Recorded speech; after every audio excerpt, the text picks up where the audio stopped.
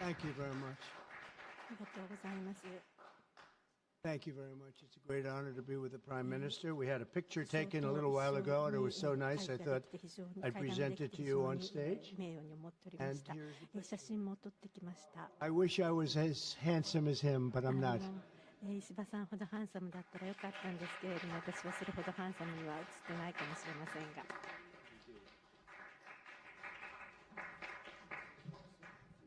Okay, thank you. Oh.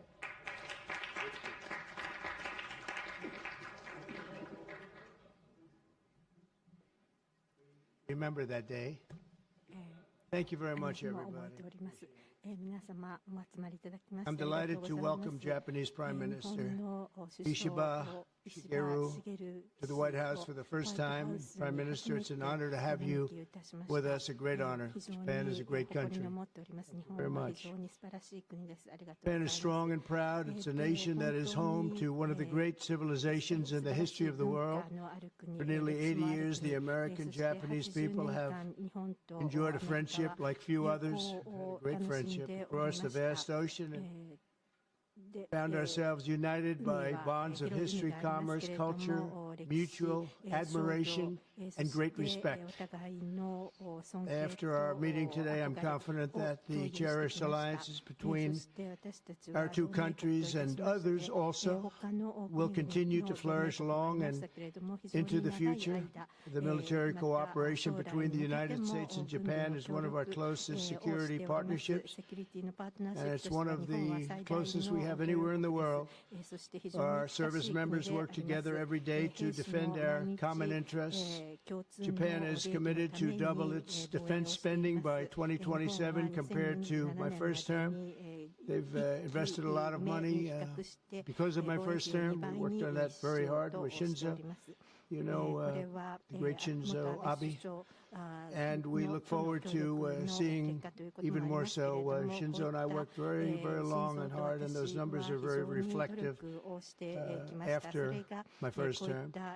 And now they're going up very substantially based on our conversations today. In addition to being vital for our shared security, Japan is one of the top purchasers of U.S. military exports and equipment. And I'm pleased to say that this week my administration approved nearly $1 billion in foreign military sales to Tokyo. The United States is totally committed to the security of Japan. We will extend the full strength of American deterrence capabilities in defense of our friend and ally, 100%. In the years to come, the Prime Minister and I will be working closely together to maintain peace and security, and I also say peace through strength, and all over the Indo-Pacific. And to that end, we also remain committed. Ishiba and I spoke long and hard about a vital economic relationship between our two countries and the continuance of that relationship. The United States and Japan trade over $300 billion in goods and services each year. Japan has invested nearly $800 billion, and that's going to go up very, very substantially in the coming months, more than any other country. And they're going to have some competition. We have a lot of people coming in and investing in the United States. I think the feeling throughout the world has never been stronger about this country. As a result of our victory in 2024, the presidential election, the Japanese investment and technology giant SoftBank announced plans to invest between $100 and $200 billion. And we have many other companies investing that number, higher than that number, some a little bit less, but we have trillions of dollars of investment pouring into our country now that you didn't have just a short while ago.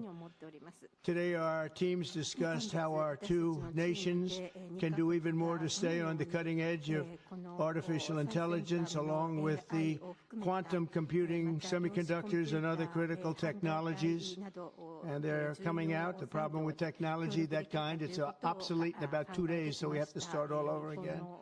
Doesn't last long. We agreed to cooperate even more closely to combat the Chinese economic aggression, which is quite aggressive. I'm also pleased to announce that Japan will soon begin importing historic new shipments of clean American liquefied natural gas in record numbers. It'll be record numbers. With our Secretary of the Interior, we were talking, I think Doug is here. Hello, Doug. Please stand up, Doug. Doug Burgum, everybody. We're talking about the pipeline in Alaska, which is the closest point of major oil and gas to Japan by far, less than half the distance of any other location. We're talking about a joint venture of some type between Japan and us, having to do with Alaska oil and gas, and that's very exciting. They're very excited about it, so are we. As we deepen our economic relationship, I made clear that the United States will be conducting trade with all countries based on the principle of fairness and reciprocity. Chronic trade deficits not only undermine our economy, they really do, and we're going to get rid of the trade. We have a trade deficit with Japan of over $100 billion, but we're going to work that out, and I think very quickly, frankly. We can do it just on oil and gas. We can work it out, so we intend to do it very quickly. We both understand that. And as America welcomes new foreign investment, we also want to ensure that companies build their products and factories here in America, not simply buy the assets that we have. And Japan is going to be opening up auto plants. New auto plants are being built currently as we speak. They've just been started. Toyota's one, and Nissan's going to be doing something very exciting about U.S. Steel. They'll be looking at an investment rather than a purchase. Like the idea, U.S. Steel is a very important company to us. It was the greatest company in the world for 15 years, many years ago, 80 years ago. And we didn't want to see that leave. And it wouldn't actually leave, but the concept, psychologically not good. So they've agreed to invest heavily in U.S. Steel as opposed to own it. And that sounds very exciting. And we're going to meet with Nissan next week, the head of Nissan, very great company, and they'll work out the details. I'll help. I'll be there to mediate and arbitrate. And I had the privilege of working closely with the great Prime Minister, as you know, and you know him very well, Shinzo Abe, the longest-serving Prime Minister in Japan's history, for not long, but I can see what they have. He's got the qualities of greatness. He's going to do a fantastic job for Japan and for the Japanese people. And I'd like now to invite the Prime Minister to say a few words, and then we'll take some questions. Mr. Prime Minister, thank you. Thank you very much.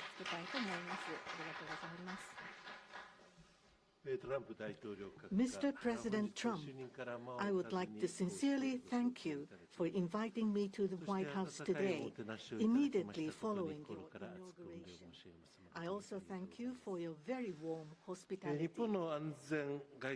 I have come to Washington, D.C. with the hope of having a face-to-face meeting and deepening our mutual understanding at this early date with President Trump, who is now leading the United States, the most important country for Japan's diplomacy and security, and aligning that Japan and the United States should pursue.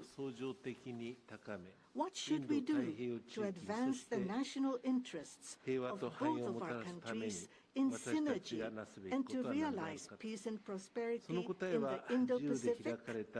I am convinced that the answer lies in further strengthening the strong and unwavering Japan-U.S. alliance to achieve a free and open Indo-Pacific. President and I concurred to strengthen the deterrence and response capabilities of the alliance and to work closely in addressing strategic challenges that both countries are facing in this region.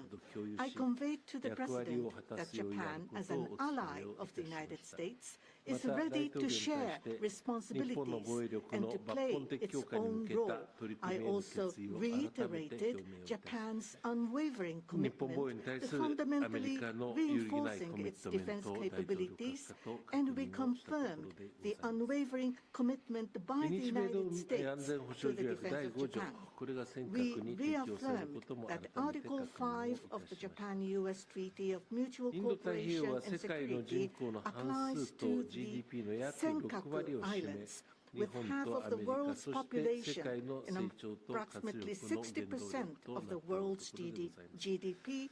The Indo-Pacific serves as the engine of growth and vitality for Japan, the United States, and the world. President and I also concurred that the United States and Japan working hand in hand together to realize a free and open Indo-Pacific. In this context, we also concurred to further advance cooperation of the multi-layered networks of the like-minded countries, including the Quad and trilateral cooperation with the Republic of Korea and the Philippines. We also discussed Japan-United States cooperation to bring about growth and prosperity. Economic cooperation, including on economic security, is important from the perspective of strengthening alliance cooperation. Japan is the closest economic partner of the United States and has been the world's largest investor in the United States for 5 consecutive years. Also, with the inauguration of President Trump, the momentum for Japanese companies to invest in the United States is growing even stronger. Today, I conveyed my willingness to cooperate together to elevate Japan's investment in the United States to an unprecedented amount of $1 trillion.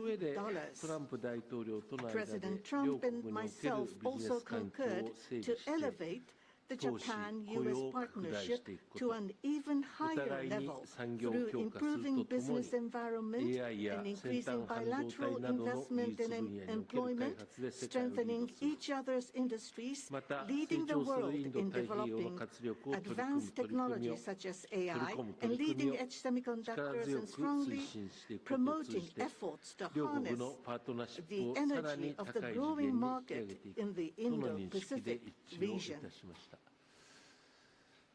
We also confirmed that we will cooperate to strengthen energy security between the two countries, including increasing exports of the United States liquefied natural gas to Japan in a mutually beneficial manner.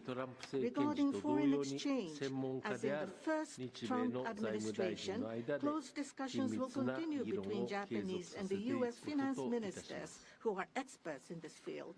We also held candid discussions on challenges the Indo-Pacific region is facing.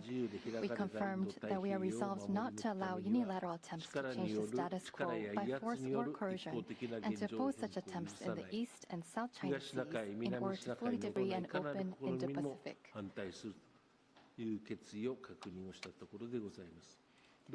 We also reiterated the importance of peace and stability across the Taiwan Strait.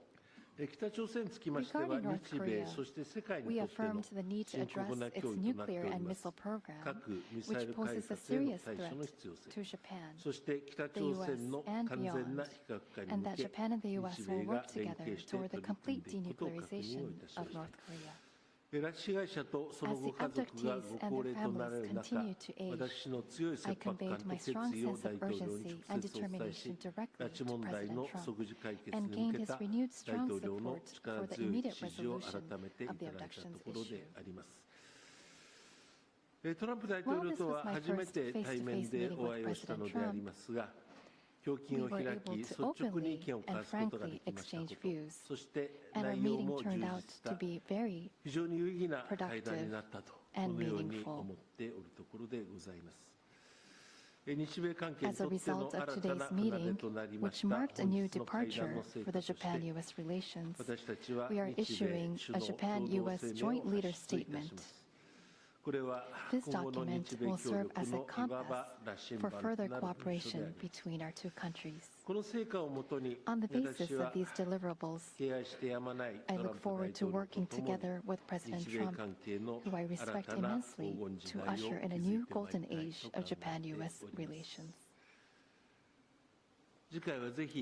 I look forward to welcoming you to Japan, and I am very excited about that prospect. Thank you, Mr. President. Thank you very much. Thank you. Any questions, please? Peter? President Trump, I have two on DOGE. Elon Musk said today, I love Donald Trump as much as a great man and love enough. Oh, I think she'll be okay with it somehow. So, Democratic lawmakers are really upset that DOGE engineers have access to these Treasury payments.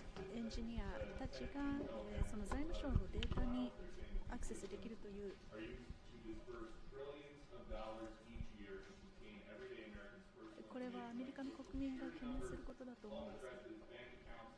Why does DOGE need all of that? Well, it doesn't, but they get it very easily. I mean, we don't have very good security in our country, and they get it very easily. And what we're doing, if you look at what has just taken place with respect to some of the investments that have been made on another agency that people have been talking about for years, but nobody did anything about it, it's absolutely obscene, dangerous, bad, very costly. I mean, virtually every investment made is a con job.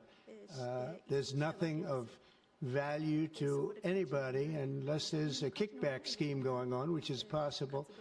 And we're going to be doing more and more of that. We're going to be looking at Department of Education. We're going to be looking at even our military. We're going to be looking at tremendous amounts of money, Peter, being spent on things that bear no relationship to anything and have no value. We're talking about trillions of dollars. It will be, in the end, trillions of dollars being absolutely wasted, and perhaps illegally. I would say certainly in many cases illegally, but perhaps illegally overall. And I'm very proud of the job that this group of young people, generally young people, but very smart people, they're doing. They're doing it at my insistence. It would be a lot easier not to do it, but we have to take some of these things apart to find the corruption. And we found tremendous corruption. We saw Democratic lawmakers trying to get into the Department of Education earlier today. Oh, I see the same ones. I see Maxine Waters, a lowlife. I see, all these people. They don't love our country. They don't love our country. We want great education. So they rank 40 countries in education. We're ranked dead last. But the good news is we're number one in one category. You know what that is? Cost per pupil. We spend more per pupil than any other country in the world. You look at Norway, Denmark, Sweden, various countries all up and down, Finland, China does very well in education. And then you look at us. We spend much more money than they do per pupil or any other way. But we spend much more money than they do, and yet we're ranked this year, Biden's last year, congratulations, Joe, we're ranked dead last. So what I want to see is education. Number one, I like choice. We all like choice. But beyond choice, long beyond choice, I want to see it go back to the states where great states that do so well have no debt. They're operated brilliantly. They'll be as good as Denmark or Sweden or any of the other highly ranked countries. They'll probably have 35 to 38 states will be right at the top. And the rest will come along. They'll have to come along competitively. And by the way, we'll be spending a lot less money. And we'll have great education. Cutting effort. One of the DOGE engineers was fired for some inappropriate posts. The vice president says, bring him back. What do you say? Well, I don't know about the particular thing, but if the vice president said that, did you say that? I'm with the vice president. Thank you, Peter. Yeah, go ahead, please. Yes, red dress. President, just how strong do you want Japan's military to be? And do you specifically hope that their increased military spending will deter China and North Korea? What did you talk about that today? Well, I want our military to be the strongest. I also don't mind spending so much money on the military because we build it here. It's made in the USA, all made in the USA. We have, I rebuilt our military during my first term. Did a great job. We left some of it behind in Afghanistan, stupidly. There was no reason for that, but it was still as much as it was. It was billions and billions of dollars, but it was a small part of it. But we're going to have the strongest military by far. We have great people. I want to congratulate Pete Hegseth for having gone through the gauntlet. He went through a lot, but he got through, and he's going to be a tremendous, I have no doubt he's going to be a tremendous leader. And other of the leaders sitting here, they're in their own fields. We're going to do something very, very, very great, and we expect great things. But I expect the strongest military by far in the world, far stronger than China, far stronger than anybody, and that's the way it is. Thank you very much. Would you like to ask a question, please? Go ahead. Thank you, Mr. President. Thank you. This is Hiramoto from Nippon Television. My question, let me ask two quick questions. Sure. First, this is the first meeting between Mr. President and Prime Minister Ishiba. So what kind of impression do you have on him? And number two, do you have an idea or do you have a plan? He is going to be a great prime minister. I think he's a very strong man, very, very strong. I have great respect for him. I've known him for a long time through a reputation. Shinzo Abe thought the world of him, and I think he's going to do a fantastic job as prime minister. A very strong person. I wish he wasn't so strong. I wish he was a little bit weaker than that, but that's what I got. I have to get strong guys all the time. He's going to be a great prime minister.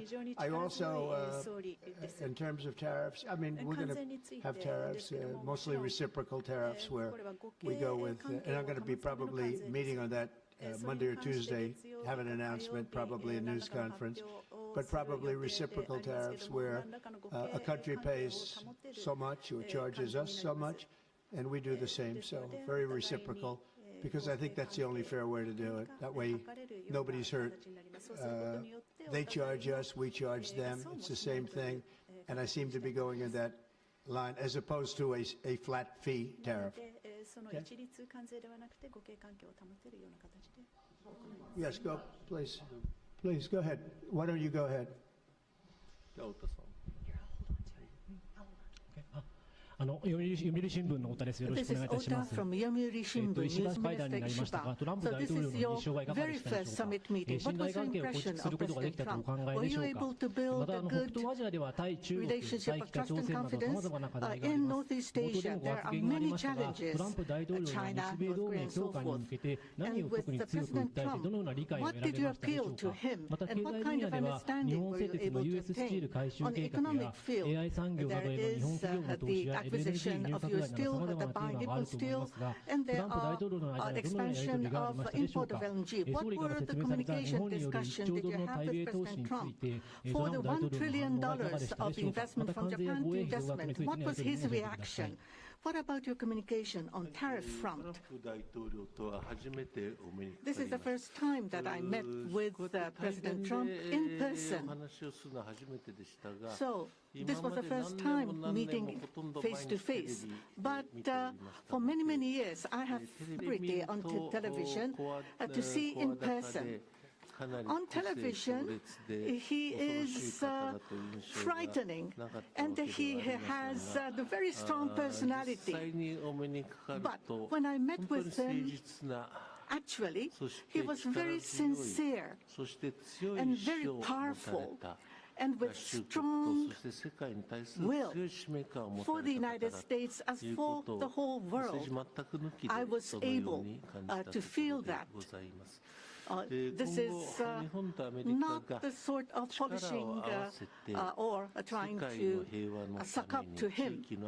For the world peace and for the regional stability that both of our countries need to play our role and make our endeavors and responsibility. As for the increase of our defense expenditures, it is not that we are told by the United States to do so. Japan, on our own decision, and on our own responsibility, we need to increase our defense expenditures. But of course, we need to communicate and consult with the United States. But the responsibility is with Japan, and the decision is with Japan. Now, on the tariffs, that if it is mutually beneficial, tariffs need to be set. And as for Japan, as Mr. President has introduced to us, an unprecedented investment will be made from Japan to the United States, and so many jobs will be created. So $1 trillion is the target. And this will be to the benefit of the United States, but also to the benefit of Japan as well. Investment is mutually beneficial. So be it with U.S. Steel, as Mr. President says, it is not acquisition, it is investment. So the Japanese technology will be provided, and the better quality products will be manufactured in the United States, and the U.S. Steel will make products which will contribute not only to the United States and Japan, but also to the whole world. It is not one-sided. It will be reciprocal. It will be mutually beneficial. And I believe we were able to share on this. And that is the biggest result that I have seen today. Thank you very much. Go ahead, please. Yeah.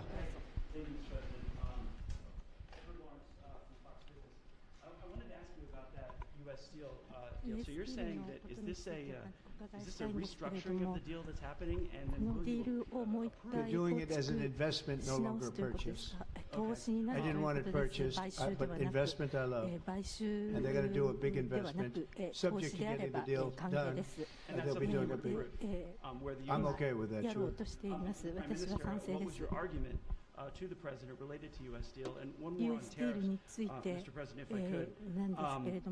You said on tariffs that you'd like them to attack back and forth. What was the reception from the Japanese Prime Minister when you said that? Well, we didn't discuss tariffs so much. We really discussed many other things, including the pipeline in Alaska, which I think is going to be maybe the most exciting thing we've done.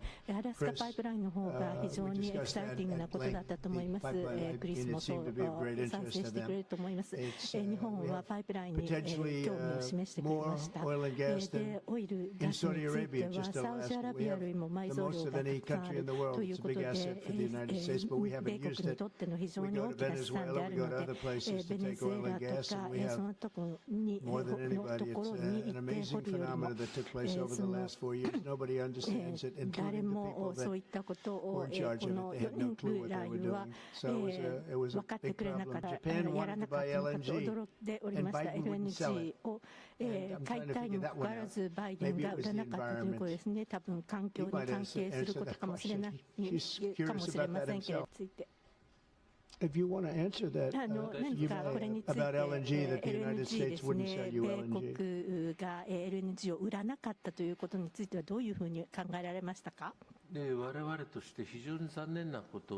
That was really a fortunate thing, but the current administration, the previous administration was not allowing the LNG to be exported to us.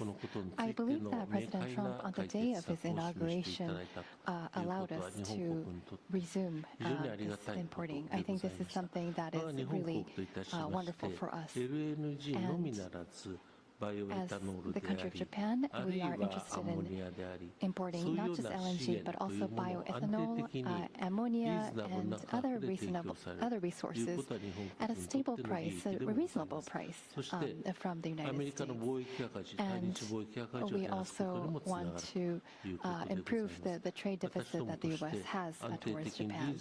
So if we are able to buy those at a stable and reasonable price, I think it would be a wonderful situation.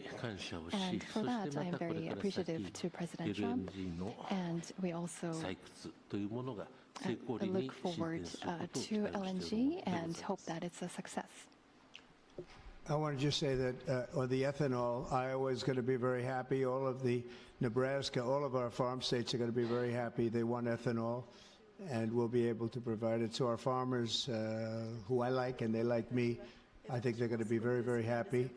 We've opened the sale of LNG immediately. Actually, we did it a few days ago. And China, right now, not only China, everybody wants to buy it. We have more than anybody, and they're all buying it. But Japan in particular, we're very happy that they're going to start immediately.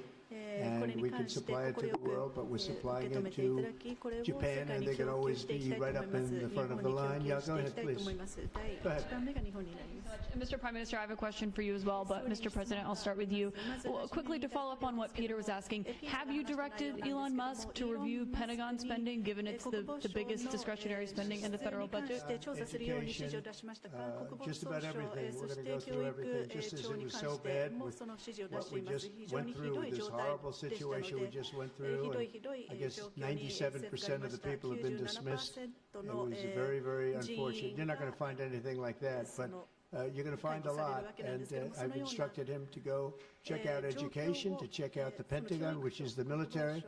And, you know, sadly, you'll find some things that are pretty bad, but I don't think proportionally you're going to see anything like we just saw.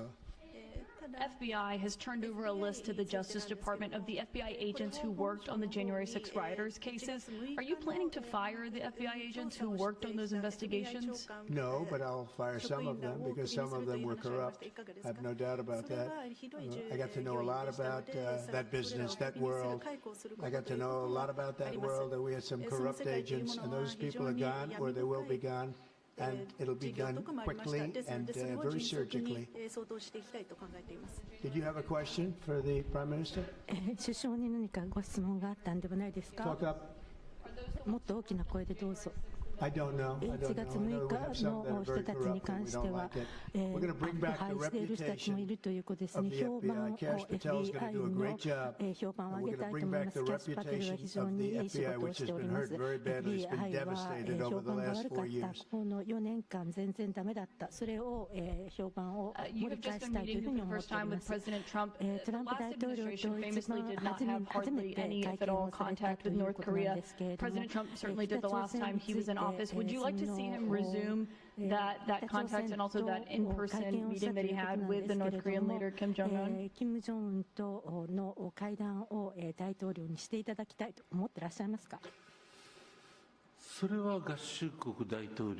That is something that the United States needs to determine on its own, and it's not something that we should request.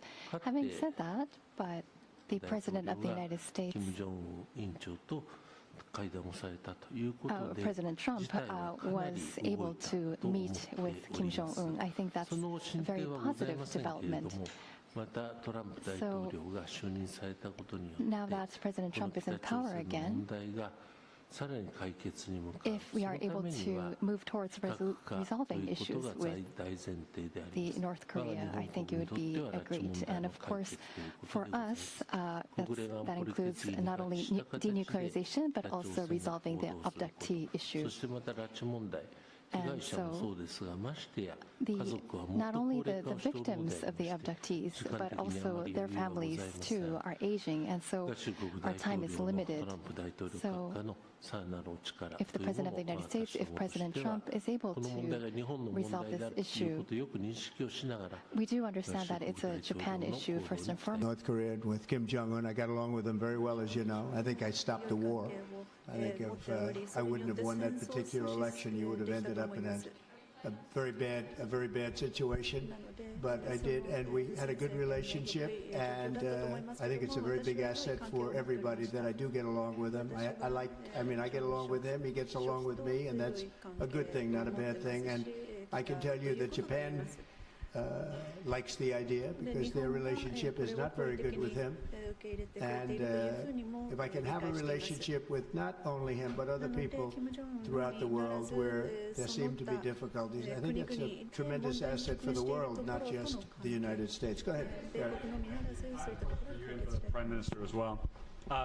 Mr. President, I wonder what you make of the criticism from Democrats that these staff reductions, the cuts that Elon Musk and Doge are doing are an unlawful power grab. Is there anything you've told Elon Musk he cannot touch?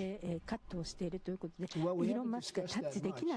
I'll tell him to go here, go there. He does it. He's got a very capable group of people. Very capable. They know what they're doing. They'll ask questions and they'll see immediately as somebody gets tongue-tied that they're either crooked or don't know what they're doing.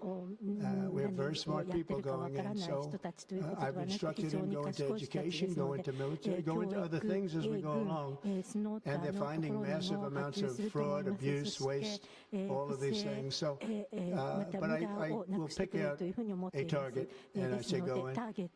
There could be areas that we won't, but I think everything's fertile. You know, we're a government. We have to be open. And as an open government, I don't know, I guess you could say maybe some high intelligence or something, and I'll do that myself if I have to. But generally speaking, I'll just say no, but he will be looking at education pretty quickly, and he will be looking at military too. Bulk of federal spending is Social Security, Medicare, programs like that. Would you like to see him look at those programs as well? Well, they don't really have to be looked at by him. They can be looked at by us. Social Security will not be touched. It'll only be strengthened. We have illegal immigrants on Social Security, and we're going to find out who they are and take them out. We have illegal immigrants in other Medicare. We found a lot of bad people, a lot of people that shouldn't be on, that were put on through California. A lot of them come out of California. We're not going to stand for that. So we're going to strengthen our Social Security, etc. We're not going to touch it other than to make it stronger. But we have people that shouldn't be on, and those people we have to weed out. Most of them, or many of them so far, have been illegal immigrants. They shouldn't even be in the country. Do you have a question for the Prime Minister? Mr. Prime Minister, the President's affinity for tariffs is well known.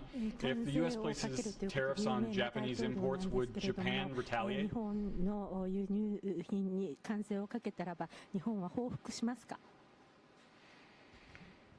家庭のご質問にはお答えをいたしかねますというのが日本の unable to respond to a theoretical question. That's the official answer that we have.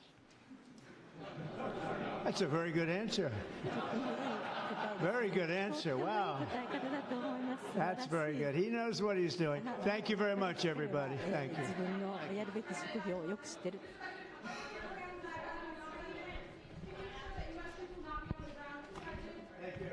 you.